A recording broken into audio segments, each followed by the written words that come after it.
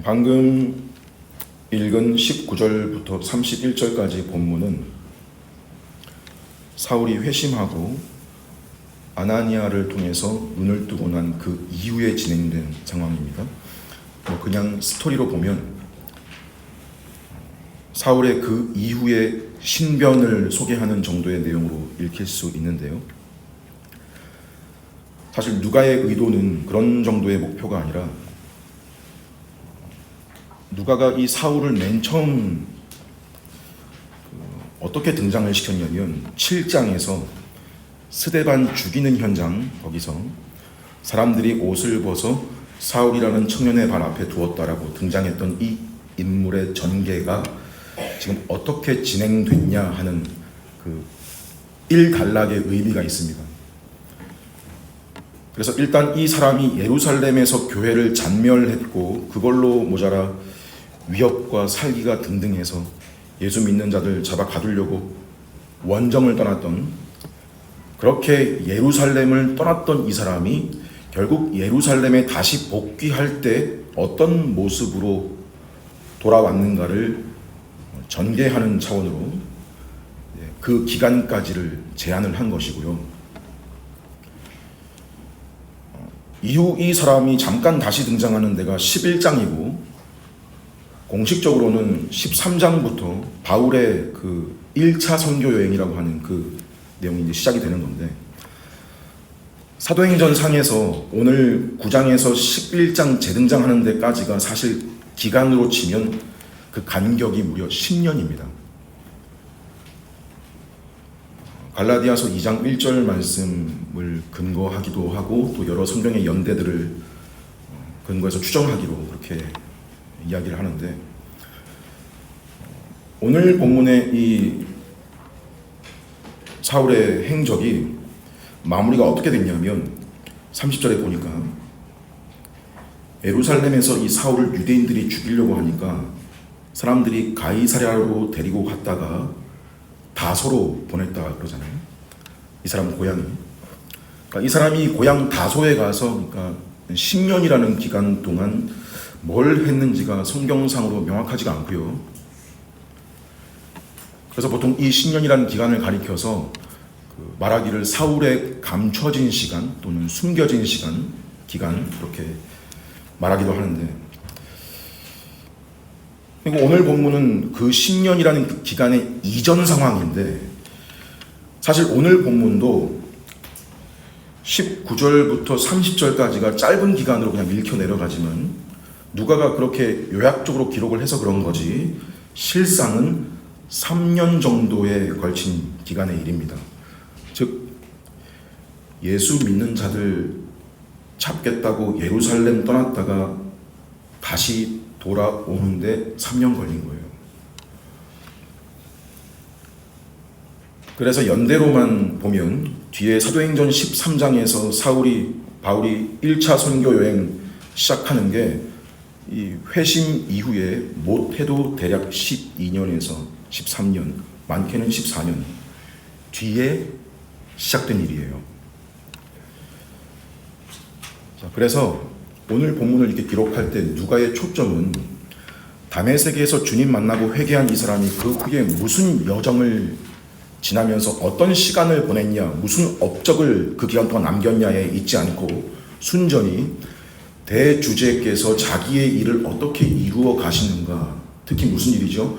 예루살렘과 온 유대와 사마리아와 땅끝까지 이르러 내 증인이 되리라라는 그 자신의 계획과 그 목적하시는 바를 이루시기 위해서 이분은 존재에 있어서나 능력에 있어서나 시간에 있어서나 이분은 말씀 한마디면 못 이루실 일이 없는 분인데 굳이 사람을 택하시고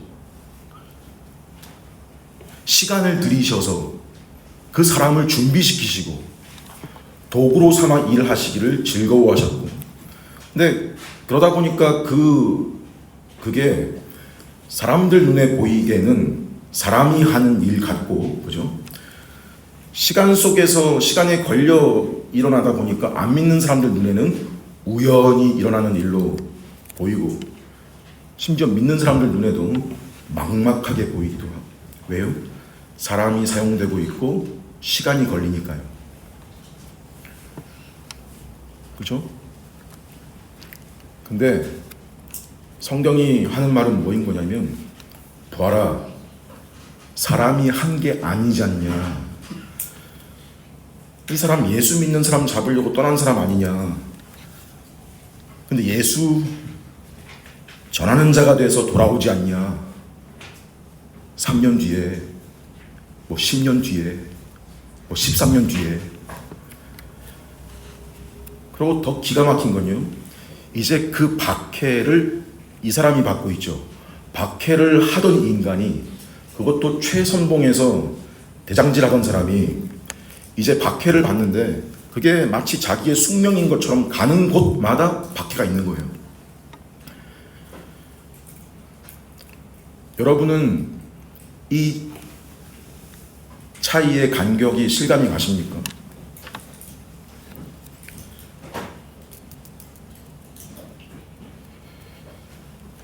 완전히 서 있는 자리가 바뀌고 방향이 바뀌어버린 거, 회심이죠. 자, 이게 성경에서 사울의 예를 보면 너무 명백한 거예요. 예수 믿는 자들을 박해하고 죽이던 앞잡이가 예수를 위해서 박해받는 사람이 됐다. 사람이 한 게 아니죠. 그래서 우리가 계속 성경을 봐도 마치 우리 눈이 관성처럼 끌려가는 데가 어떻게 끌려가는 거예요? 그걸 계속 교정하고 있는 거고, 그 뭐예요? 참 베드로 대단하다. 참 스데반 위대하다.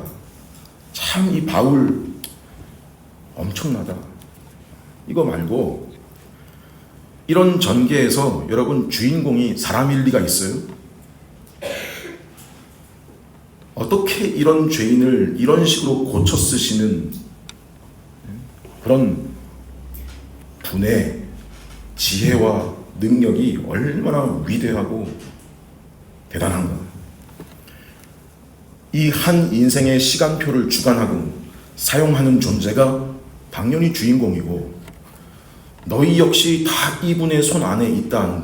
결국 이게 오늘 본문에서 누가가 하려고 하는 말인데, 표현을 굳이 해본다면 성도의 존재 가치,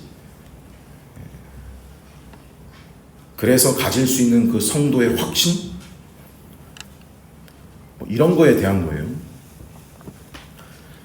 그래서 이런 자들이 이 땅을 살아가는 가장 든든한 출발이요 보장은 사실 이겁니다.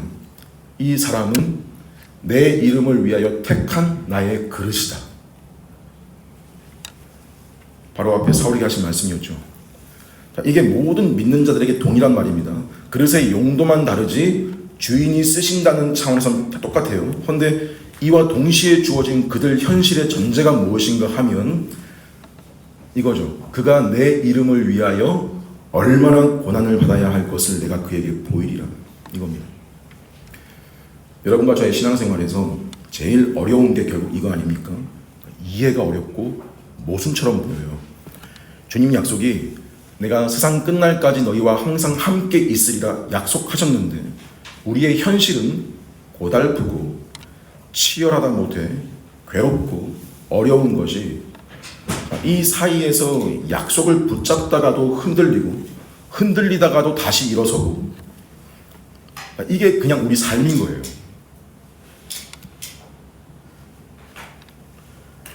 우리 인생은, 교회와 성도의 현실은요, 이 과정의 연속입니다. 반복이에요. 이게 어쩔 때 들으면 이해가 되고, 그게 결국 은혜고 복인 줄 생각이 들다가도 어떨 때는 참 갑갑하기도 한 것이 사실이에요. 여러분, 오늘 본문의 여기 구조상 큰 특징 중 하나는 이런 과정의 연속을 마치 평행 이론처럼 반복을 해놨다는 건데, 마지막 31절을 제외한 30절까지는 장소만 다르지 같은 패턴의 반복입니다. 19절부터 25절까지는 다메섹이고요, 26절에서 30절까지는 예루살렘이에요. 서로 다른 지역인데, 250km 떨어진 다른 지역인데, 마치 두 지역의 그 일들을 이렇게 다메섹, 예루살렘 접어서 폭에 보면 딱 겹치는 것 같은, 결국 접어서 폭에면 결국 다 똑같다는 듯이 똑같은 상황이 반복되고 있다는 거, 이걸 강조하고 있는 거예요. 누가가 특히 강조해서 반복되는 내용이 뭐냐면, 변화된 사울이 복음을 전했더니 반응이 의심 아니면 박해와 공격, 심지어 생명의 위협이고 죽일라 달려들고, 사람들의 도움으로 극적으로 살기도 하고 또 도망쳐서 고향으로 피신했다. 결국 사울이 박해를 피해서 고향으로 도망쳤다, 이건데, 근데 또 한 가지 좀 의아한 특징이 있는 게 뭐냐면, 그러고 어떻게 마무리가 되냐면 본문이 31절에 그리하여, 이 접속사는 인과관계거든요. 그래서 문맥으로만 보면 이런 말이에요. 사울이 이런 위험한 일을 당하고 박해를 입으며 도망 다녀서 교회가 평안하여 든든히 서가고 수가 더 많아졌다. 31절은 지금 우리가 읽은 이 본문의 이 이야기의 한 덩어리를 일단락하는 결론의 어떤 그런 문구의 역할도 하는 구절인데, 근데 이걸 굳이 왜 그리하여를 써서 연결 지었나? 자, 이런 의문을 가지면서 들을 필요가 있습니다. 자, 일단 30절까지의 특징은 반복이라고 그랬는데 이건 쉽게 확인 가능한데요. 19절이 어떻게 시작하냐면, 사실 오늘 우리 하반절부터 읽었고요. 19절이 희한한 게 한 절인데 두 문맥으로 쪼개져 있는데, 앞에 어떻게 시작했냐면 음식을 먹음에 강건하여 지니라. 아나니아가 형제 사울아 하고 안수를 하니 눈이 났고 침례를 받아 교회에 가입하는, 교회의 환대를 받는 장면으로 지난 시간에 말씀을 드렸는데, 그러고 나서 이렇게 회심하고 침례를 받은 사울을 묘사하는 오늘 본문의 첫 번째 장면이 뭐인 거냐면, 바로 사울이 다메섹에 있는 제자들과 함께 했다, 함께 있었다라는 거예요. 그죠? 사울은 자기가 극적으로 예수님을 만났고 뭐 특별한 경험을 했다는 이유로, 또 어떤 다른 이유로 혼자 지내지 않습니다. 공동체에 들어가서 제자들과 함께 있었다는 강조예요. 이미 앞에서도 강조되었던 주제인데 사울의 사역에서 그만큼이나 이게 반복해서 강조될 만큼 중요한 내용이라는 거예요. 근데 이 표현이요, 여기 다메섹에서 뿐만 아니라 예루살렘에서도 반복되는데, 뒤에 28절 보시면 사울이 제자들과 함께 있어 예루살렘에 출입하며, 그죠? 다메섹에서도 그렇고 예루살렘에서도 그렇고 사울에게 나타난 중요한 변화, 특징 중 하나가 바로 뭐냐면 제자들 중에 그들과 함께 있는 거였습니다. 자신이 어디를 가든지 교회에 소속되려 하는 거, 어느 지역을 가든지 옮겨가든지 교회에 소속되려고 하는 거, 성도로서 마땅한 모습이라 할 수 있는데, 하나님의 선택의 범위, 즉 우주적 교회라고 하는 범위를 내가 믿고 있다고, 내가 우주적 교회에 포함된 사람이라고, 실제 그리스도의 몸을 이루라고 내신 지역 교회를 소홀히 하거나 무시하거나 하는 경향은 앞뒤가 맞지 않는 생각일 수 있습니다. 자기가 우주적 교회의 구성원이라는 증거를 참된 신자는요, 자기가 지역 교회에 소속이 되고 몸을 이룸으로 그 믿음을 고백하고 표로 삼는 겁니다. 바울이 후에 에베소 교회에게 하나님의 선택, 예정 논하면서 결국 강조한 바가 무슨 얘기를 하려고 얘기를 한 거냐면, 머리 되신 그리스도 아래에서 온 몸이 각 마디를 통해 도움을 받음으로 연결되어 결합돼서 각 지체의 분량대로 그 몸을 자라게 하고 사랑 안에서 세워져 간다. 에베소서 4장 말씀인데, 이건 단순히 하나님과 나와의 개인적인 관계로 성도를 말하는 게 아니고 교회라고 하는 공동체 속에서 함께 지어져 가면서 성도가 자라가고, 성도가 그렇게 자라가면서 교회도 함께 지어져 가는 그런 유기적인 관계를 묘사하는 거예요. 이것은 우주적 교회는 분명히 보이는 성도로 나타나게 되어 있고 드러나고, 그는 자기 죄를 고백하고 침례를 받아 지역 교회에 가입한다라고 하는 성경의 전제이자, 한 교회에 속되는 일이 얼마나 그만큼 소중하고 영광된 일인가 하는 것을 알아야 된다는 강조예요.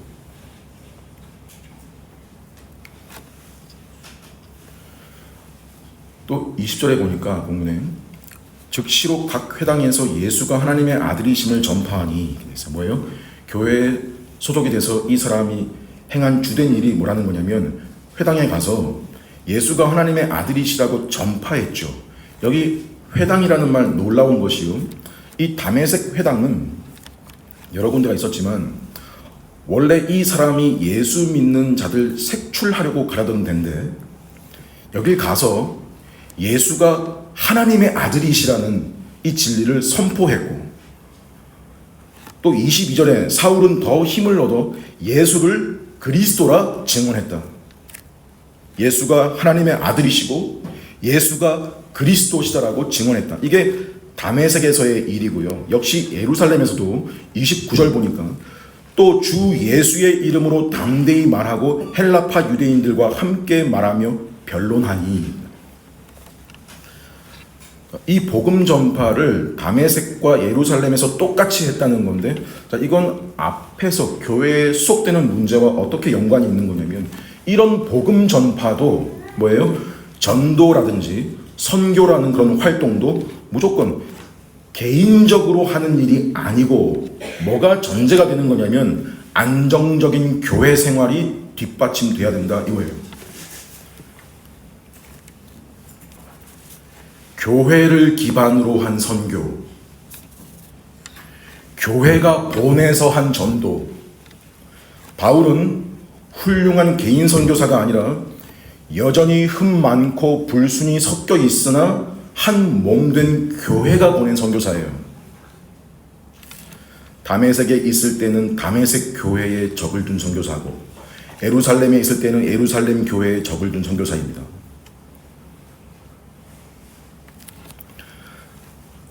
이거죠. 자기가 뭐 특별한 체험을 개인적으로 했다고, 가지고 있다고, 경험을. 자기가 뭔가 하나님과의 개인적인 경험이 있다는 그런 자부심으로, 뭐 나는 니들과 다르다.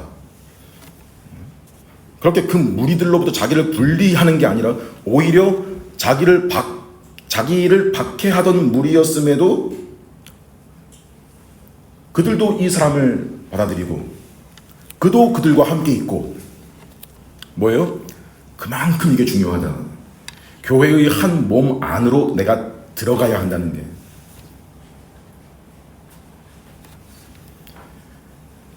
교회가 너무 썩었다.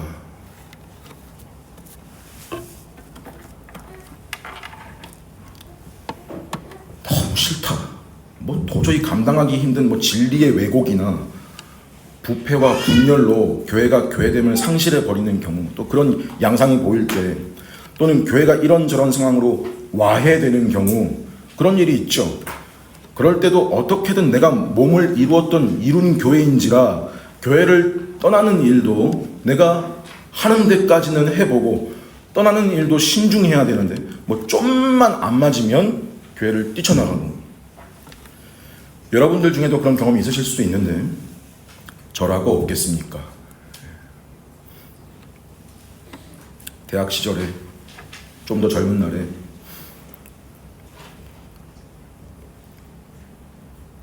교회를 가볍게 여기고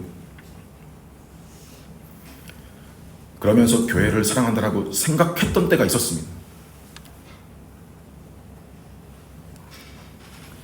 근데 교회를 떠난 그 길로 교회라는 데를 아예 발을 끊어버리고 교회 자체를 부정해버리는 그런 경우도 많죠, 우리 주변에. 그것은 그 안에 속한 무리가 아니었다라는 반증이 되는 거예요. 참된 신자는 교회가 욕을 먹으면 그 욕 먹는 게 교회 잘못이면 그걸 개혁하려고 해야 되고, 내가 내 자리에서 할 수 있는 한 시도해보고, 그냥 그게 아니라 그냥 교회가 교회로서 존재하는데 욕을 먹으면 그 욕을 듣는 그들 속에서 함께 욕을 먹고,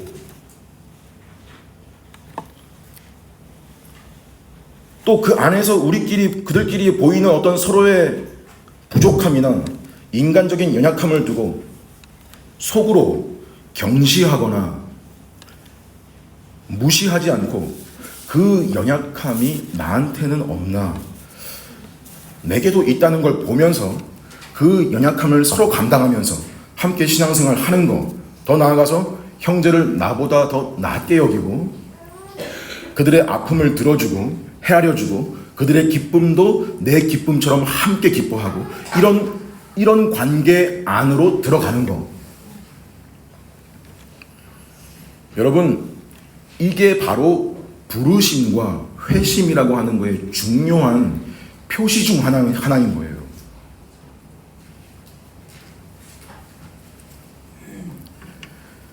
그렇게 하면 뭐예요? 그렇게 하면 너희가 내 제자인 줄 알리라, 그러신 거예요.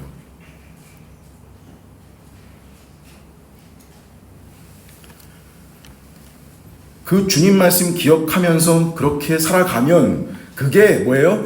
예수가 하나님의 아들이시라라고 하는 선포가 되는 거고요. 그게 전도라고 하는 말이, 신약 성경이 말하는 근본적인 전도는 교회에서 선포되는 설교, 복음 선포가 전도의 출발이고 본질인데, 설교의 그 주제가 결국 뭐인 거냐면요, 예수가 하나님의 아들이시고 예수가 그리스도시고 그 이름의 능력을 담대히 선포하는 거잖아요. 그럼 교회 안에서 그 말씀 선포되면 우선 그 몸 안에서 어떤 열매가 있는 게 정상이냐면, 그 예수의 몸된 지체들을 사랑하고 섬기려고 하고 서로 슬픔과 기쁨을 함께 하는 것이 또 뭐가 되는 거냐면, 그게 예수가 하나님의 아들이시라고 하는 실천적인 선포가 되는 거예요. 우리가 그렇게 함으로 우리가 하나님을 사랑하고 있다는 증거가 되고 주님의 제자라는 선포가 되는 것이듯이, 그러고 나서 밖에서도 소위 전도라는 것도 힘이 생기는 거예요. 물론 연약하기 때문에 교회 안에서 그렇게 못해도 예수 이름을 전하는 자체를 통해서 뭐 그런 것도 하나님이 사용하실 수 있다고 인정하지만, 맥락은 이거예요. 교회 안에서 서로 헐뜯고 누구를 용서하지도 못하고 마음으로 미워하고 있으면서 별로 관심도 없으면서 밖에서 내가 전도라는 행위에 집중했다고 그게 주님이 제일 원하시는 순종을 했다는 자랑이 될 수 없습니다. 말로 전하는 것만 아니라 때를 얻든지 못 얻든지 그리스도를 전하는 것이 우리의 의무인데, 예수의 이름을 드러내기 위해서 우리가 지녀야 될 태도와 모습은 여러분 교회에서 비롯되고 나오는 거예요.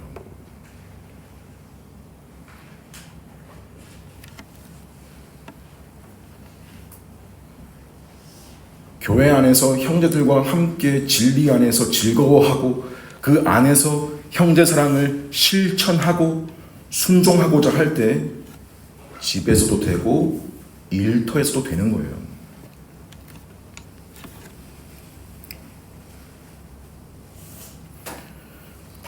사울이 이렇게 예수를 하나님의 아들이라 그리스도라 전했더니 어떤 반응이 나오냐면요, 교회는 교회대로, 유대교는 유대교대로 다 당황하고 어리둥절하죠. 먼저 다메섹에서 믿는 자들의 반응이요, 21절에 보니까 듣는 사람이 다 놀랐다. 여기 이제 믿는 사람도 포함시킨 이제 표현인데, 그럴 것이 이미 악명이 높기를 예루살렘에서 예수 믿는 자를 다 멸하려 했고, 여기 온 이유도 그 사람들을 다 결박해서 대제사장들한테 끌고 가려고 한 거 아니냐. 이거 앞에서 아나니아도 했던 말이잖아요, 주님한테. 또 예루살렘에서도 똑같이 26절 보니까 제자들을 사귀고자 하나 다 두려워하여 그가 제자됨을 믿지 아니하니. 더 그럴 만하죠. 여기는 다메섹 사람들은 사울을 소문으로만 들었지만 여기 예루살렘 제자들은 직접 당한 사람들이잖아요. 사울의 위협과 살기를 직접 피부로 느끼고 보고 경험한 사람들이니까 더 믿기 힘들죠. 아무리 변했다, 시간이 흘렀다 그래도 직접 대면하기는 좀 조심스러울 수 있고 부담스러울 수 있죠. 혹시 우리를 속이고 더 큰 핍박을 가하려는 계략은 아닐까 의심도 되고요. 사울의 입장은 어떨까요? 미안하기도 하고 안타깝기도 하지만 별 수가 없죠. 이때 등장한 사람이 누구냐? 바나바예요. 마치 다메섹에서는 아나니아의 역할이 있었던 것처럼 딱 접으면 포개지듯이 예루살렘에서는 바나바가 등장해서 사울에 대해 소개하기를, 그가 길에서 어떻게 주를 만났는지, 주님이 그에게 말씀하신 일과 다메섹에서 그가 어떻게 예수의 이름으로 담대히 말했는지를 사도들에게 증언하여 사울을 데려가 소개를 시킵니다. 따뜻한 환대의 마음을 지닌 그 심성을 유독 잘 드러내는 사람, 그의 이름의 뜻이 위로의 아들, 권면하는 자라는 뜻을 가지는데 참 그 이름대로 그는 그런 행실을 보였습니다. 아무도 다가가지 못할 때 사울의 말을 들어주고 그의 진심을 알아보고 귀하게 여길 줄 아는 영적인 안목이 있었고, 이 사람 앞에 사장에서는 자기 자산 다 팔아가지고 교회를 위해 헌신했던 사람이기도 하죠. 여러분, 참된 교회 안에는 이런 사람들이 늘 있는 법입니다.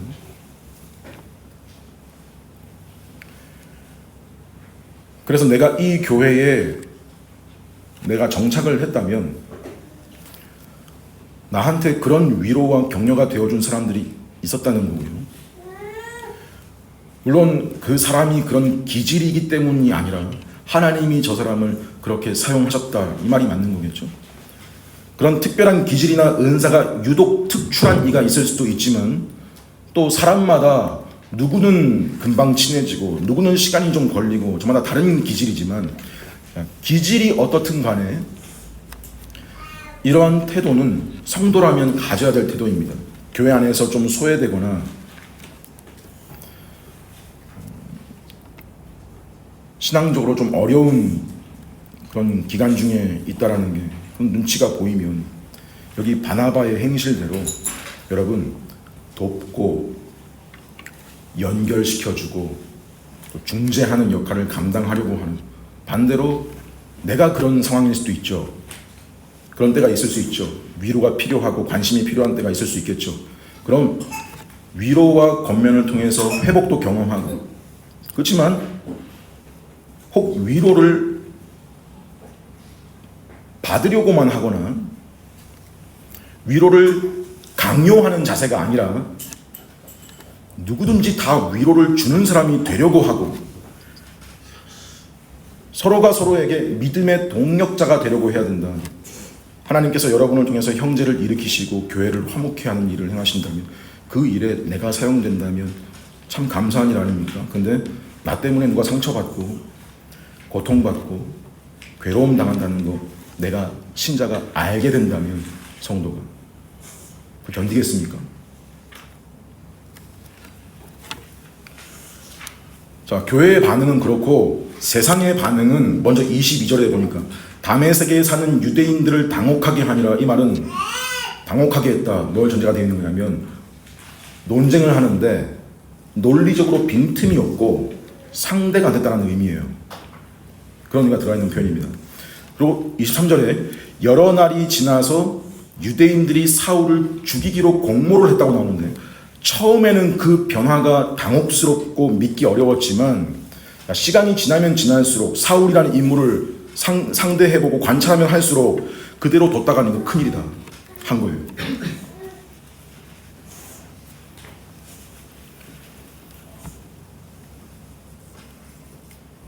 갈라디아서 1장에 바울이 자기가 사도된 이력을 쭉 적었는데 이렇게 적었습니다. 들어보세요.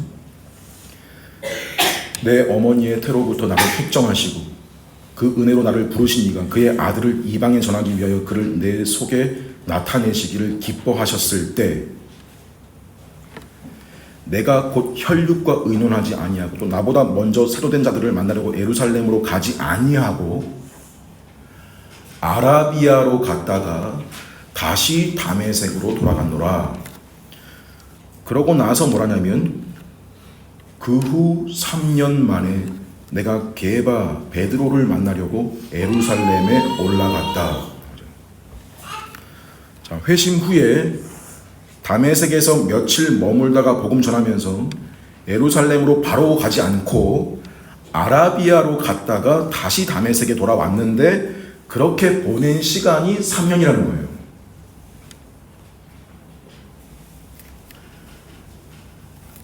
학자들은 보통 아라비아에서 대부분의 시간을 보냈을 걸로 보는데 아라비아라는 데는 여기 현재 요르단, 사우디아라비아 북부, 시리아의 남부에 해당하는 지역으로 당시에는 나바테아라는 왕국이 있던 때입니다. 나바테아 왕국. 당시는 아레타스, 아레다 4세라는 왕이 통치했는데 이 지역에도 유대교의 회당들이 존재했다고 전해지고요. 다메섹도 이 아레다 왕의 통치 영역에 포함되어 있던 지역이었습니다. 흥미로운 점은 이 아레다 왕이 유대교와 정치적으로 이해관계에 있었는데 가장 큰 예로 예수님 시대의 갈릴리 지역의 분봉왕이 누구였냐면 헤롯 안티파스 아시죠? 헤롯 안디바. 자기 아내를 버리고 자기 형의 아내, 형수 헤로디아를 아내로 들였다가 침례 요한의 경고를 받고 그를 죽였던 이 사람이 버렸던 첫 아내가 이 아레다 4세의 딸이었어요. 버림받은 딸 때문에 분노해서 후에 헤롯 안티파스를 전쟁으로 치기도 하고 이 사람이 그런 점에서 유대교의 종교 지도자들과 어떤 접점이 있던 중요한 건 사울이 여기서 뭘 했을까?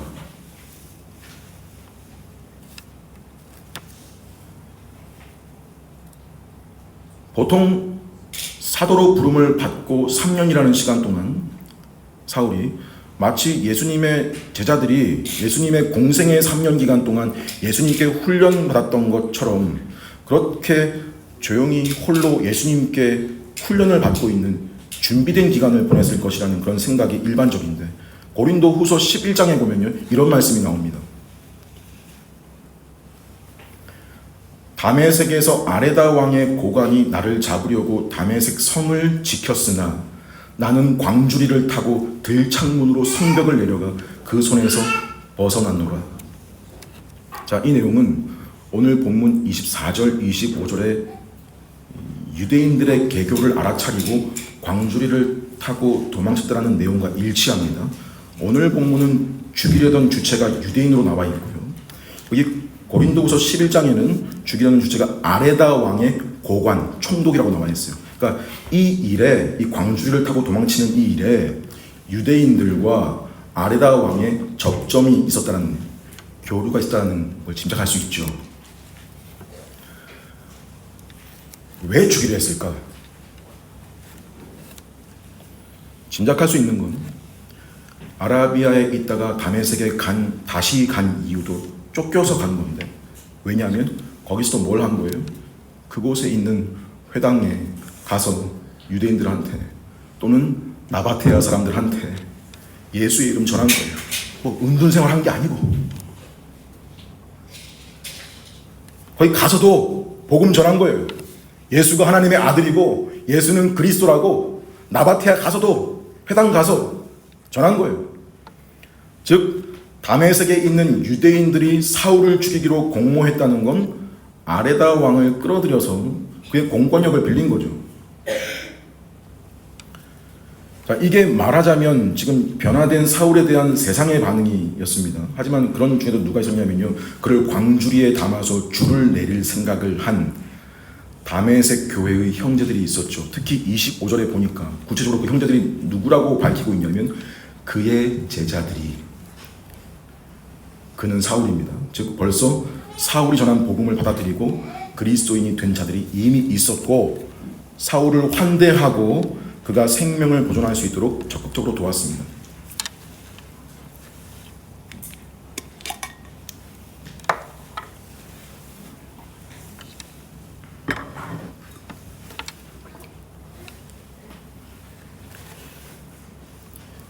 그 계기로 드디어 예루살렘에 갔는데 예루살렘에서도 어때요? 29절부터 끝에 보니까 사람들이 죽이려고 힘쓰거늘. 왜요? 변론, 논쟁을 펼치는데 거침이 없고 상대가 안 되죠.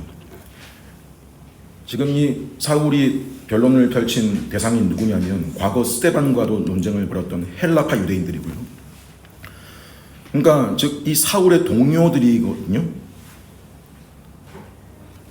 그러니까 어때요? 잘 알죠? 한때 우리 편 최고 선수가 상대편의 에이스가 되고 그를 상대하자니까 버겁죠. 더 위협적으로 느낀 거죠. 확실히 사울은 유대교의 배교자고 배반자가 된 거예요. 그러니 죽이려고 힘쓰죠. 근데 이때도 뭐냐? 형제들이 알고 가이사랴로 데리고 갔다가 다소로 피신을 시킨 거예요.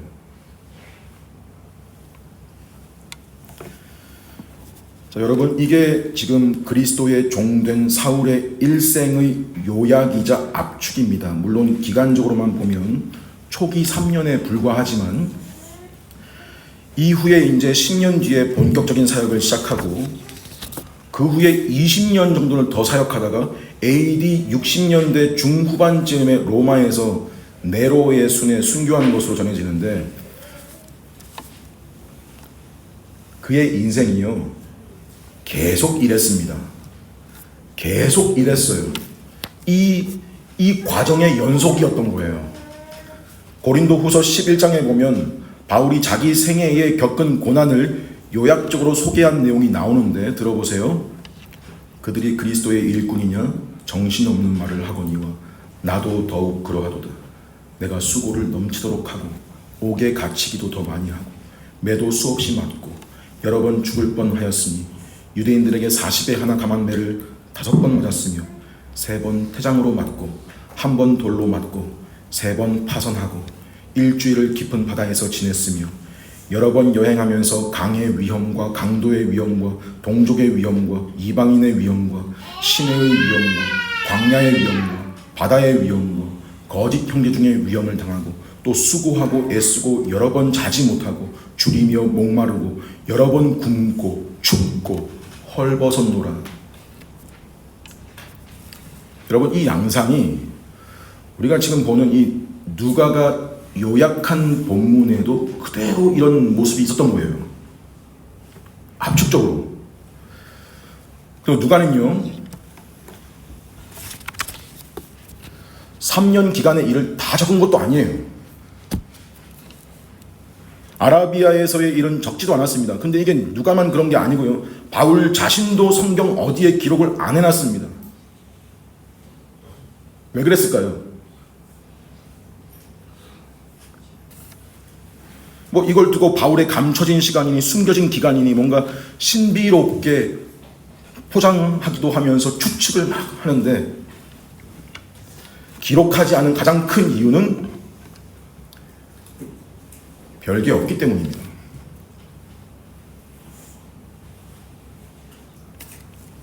별게 없다는 게 안 중요하다, 그 시간이 의미 없다, 뭐 과소평가하는 말이 아니라 말해봐야 내 똑같은 일들의 나열일 것이니까 신자의 일상이 원래 그래요. 별게 없어요. 어떤 거예요? 교회 안에서 지체들과 함께 속하여 살면서 예수님 드러내는 태도로 일상 살고 복음 전하고 그러다 복음 전한다고 무시도 받고 박해도 받고 그런 와중에 뭐가 있어요? 광주리를 타고 도망쳐야 될 일도 일어나고 생명의 위협을 받아서 피신해야 될 일도 생기고 그러면서 교회 안에서 위로를 받기도 하고 내가 위로자가 되기도 하고 그런 시간을 보내는 거예요.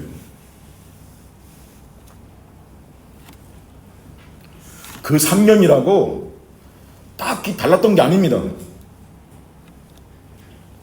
성경에는 때로는 침묵하고 때로는 기록하지 않는 시간도 있지만 근데 그렇다고 그때가 무의미한 시간이냐? 아니죠.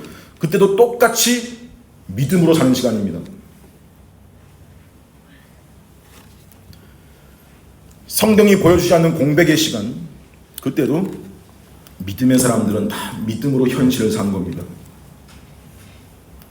지금 우리에게도 마찬가지예요. 여러분 각자에게 지금이 의미 없는 시간이 아니라는 거죠. 성경에 기록된 시간만 중요하고 아닌 시간은 중요하지 않은 게 아니고 이미 신자로서의 사명이 시작됐죠. 사울이 아라비아 3년 동안 또는 길리기아 다소의 10년 동안 아직 자기 사명이 시작되지 않았다라고 사울 스스로가 여겼을까요? 그때가 아직 오지 않았다고 생각하고 어디 잠적해 있거나 은둔 생활한 게 아니라고요. 그는 부르신 순간부터 사명자였고 자기 일상에서 자기 현재 일 하면서 이끄시는 손길, 인도하심 속에서 자기 눈앞에 있는 길로 나아간 겁니다. 기다리고 준비하고 있으면 내가 그런 기간을 채우면 어느 순간에 하나님의 개입이 시작되는 게 아니고 그게 아니고 지금도 하나님이 개입하는 시간이고 하나님이 함께 하는 시간입니다. 똑같습니다. 내 업적에 대해서 기록될 만한 기간이 아닌 적을 게 없는 기간에도 똑같은 거예요.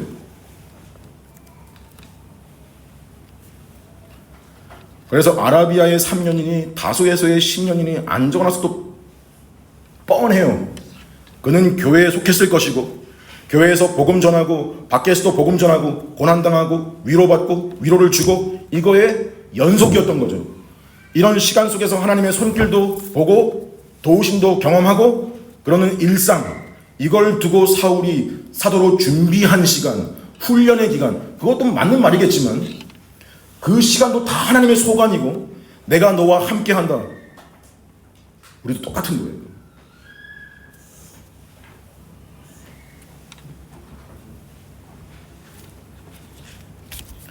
우리도 똑같다고요. 명확하게 우리가 지금 뭘 하고 있는 건지, 대체 내가 지금 무슨 시간을 보내고 있는 건지 가끔 그런 생각 들 때가 있는데 누구나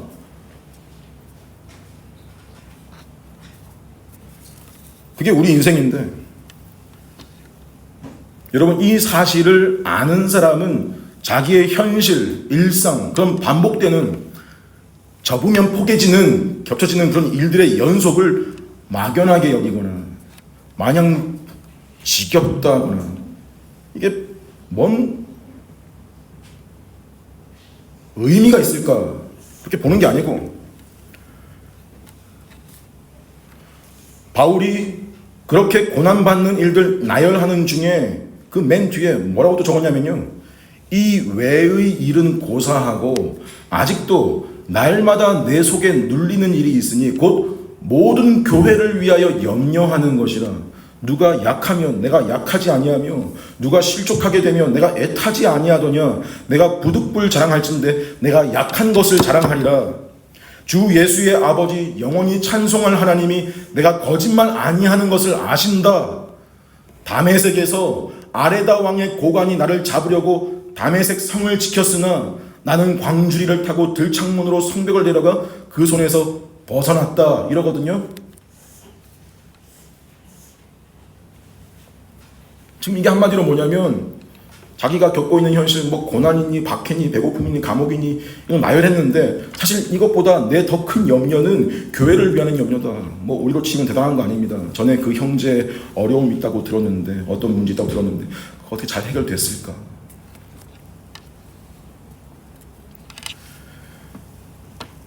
내가 뭐 좀 힘이 되어줄 만한 부분이 없을까.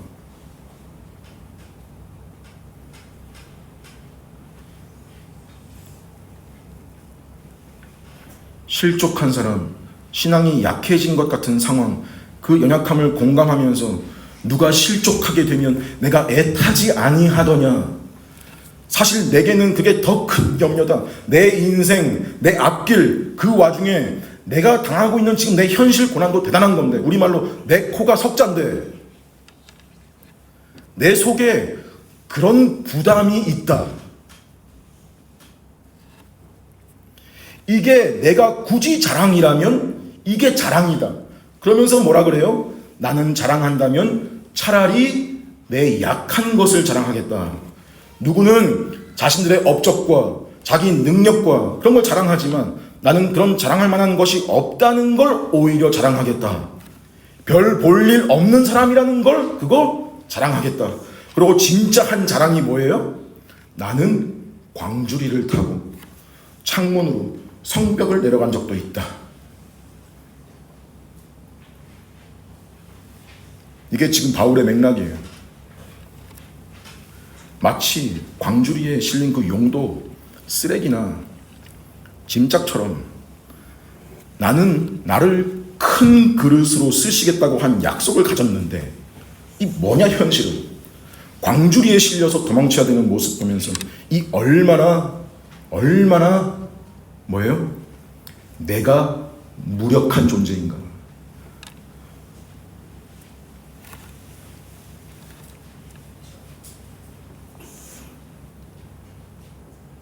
동시에 내 살아가는 방식은 나는 내 능력이 아니라 전적인 하나님의 인도와 그분의 손길과 하나님의 은혜로 지속되는 인생이고 사람이라는 거, 그거 아니냐. 나는 이거 자랑하겠다.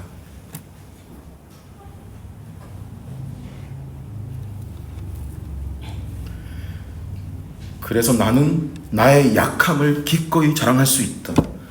하나님이 나를 광주리에 태워서 살리신 이유는 내 생명이 지금도 보존되고 있는 까닭은 아직 내가 할 일이 남았기 때문이다. 자기의 연약함을 사용해서 자신의 일을 이루시는 하나님을 자랑하는 것. 그러면서 이 사람이 뭐라고 찬송하는지 보세요. 주 예수의 아버지, 영원히 찬송받으실 하나님.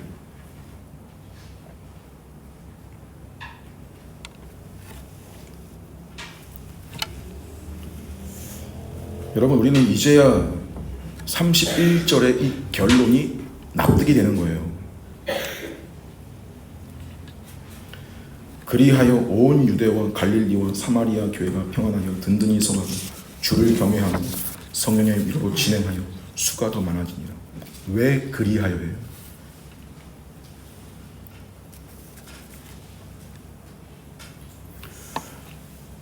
성도라는 존재가 이런 고통스러운 시간을 통과하고 괴로운 기간을 보낼 때 자기 무능력함을 깨닫는 자리에서 하나님의 인도하심을 보고 그분의 도우심 아니면 안 된다는 거. 교회를 유지하고 자라게 하는 것도, 성도의 삶을 보존하는 것도 사람 자신이 아니라, 내가 아니라, 우리가 아니라 하나님이 하시는 거 확인하게 되는 거, 배우는 거. 이거 깨닫고 아는 것이 성도에게는 궁극적인 평안이고 잘하는 거라는 거.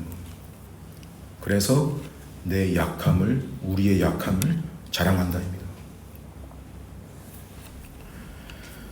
내가 무능하고 내 힘이 아니고 하나님의 인도로 사는 존재임을 확인하고 배우니 내가 이 사실을 아는 자임을 자랑한다.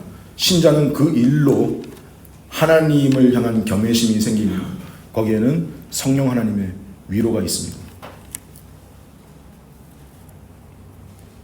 이 온 유대와 갈릴리와 사마리아의 교회가 무엇으로 평안하고 든든히 서간 거냐 할 때 그 근거가 이거예요. 주를 경외함과 성령의 위로. 수가 많아졌다는 건 지금식으로 뭔 교회 건물이 커지고 사람들이 몰려온다 이런 취지가 아니라 그 눈에 보이는 그런 현실의 고난의 시간 중에도 하나님의 교회를 향한 계획은 여전히 진행 중이라는 겁니다.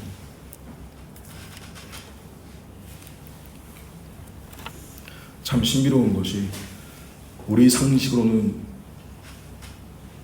나한테 고통이 없고 만사가 내 생각대로 되고 걱정할 게 없는 게 평안인 줄 알지만 성도라는 존재의 실상은 말하자면 고통을 겪으면서,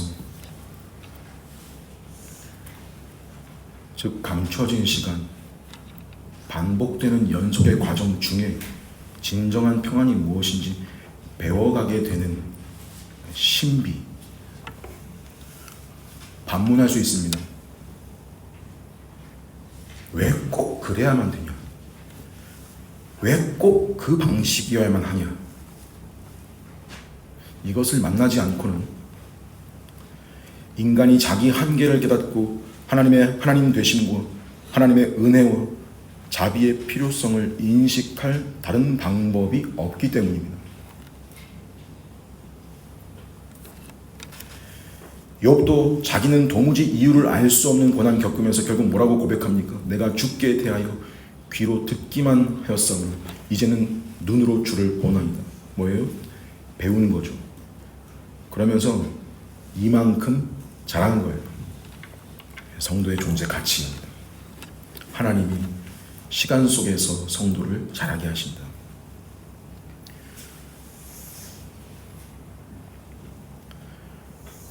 이 경험이 지금 우리에게는 어디에서 있는 거냐? 교회입니다. 교회 안에서 출발되는 일이고 교회 안에서 자라가는 겁니다. 교회에 선포되는 진리의 말씀 앞에 그 말씀을 하나님의 말씀으로 받는 지체들과 함께 그 말씀을 붙잡고 살아가는 각자의 몸부림 속에서 그렇게 교회 안에서는 그 말씀대로 자기를 가다듬고 정돈하고 각자의 가정과 일터에서도 그 말씀 앞에 하나님 의지하고 자기를 살피며 자기 눈앞에 할 일 묵묵히 해나가는 것. 여러분, 그 와중에 반복되는 과정의 연속이 있습니다.